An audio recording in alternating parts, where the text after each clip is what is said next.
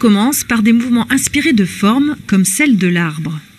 Le but, c'est de pouvoir s'enraciner, trouver l'équilibre, l'ancrage. Ces variations lentes font travailler les muscles à l'aide de l'esprit. On va auto-suggérer des choses positives. Voilà. Je me sens bien, je suis fort.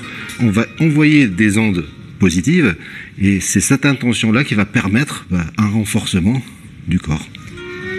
À force d'être répété, on va tirer et avant que le tronc d'arbre ne me touche, je le repousse. Le corps s'imprègne de ces figures. Ces mouvements-là vont devenir, entre guillemets, dans l'ADN de la personne. En fait, on recherche cette spontanéité du ki, de l'énergie interne, au travers des mouvements. Le Taikiken a été créé au Japon en 1947 par un militaire, Kenichi Sawai, à son retour de Chine après la guerre sino-japonaise. En fait, c'est la même forme. Donc ici, ça me permet, même chose, de parer, de frapper.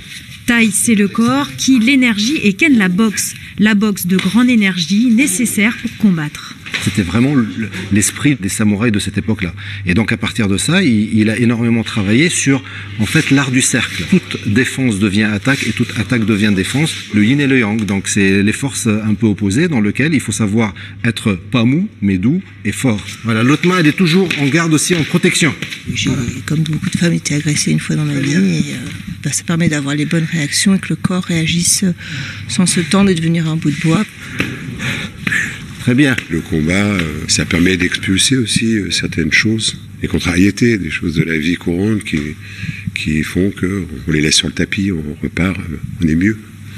Hey. Au Taikiken, pas de compétition. Les adeptes de ce combat sans protection le considèrent non pas comme un sport, mais comme un art.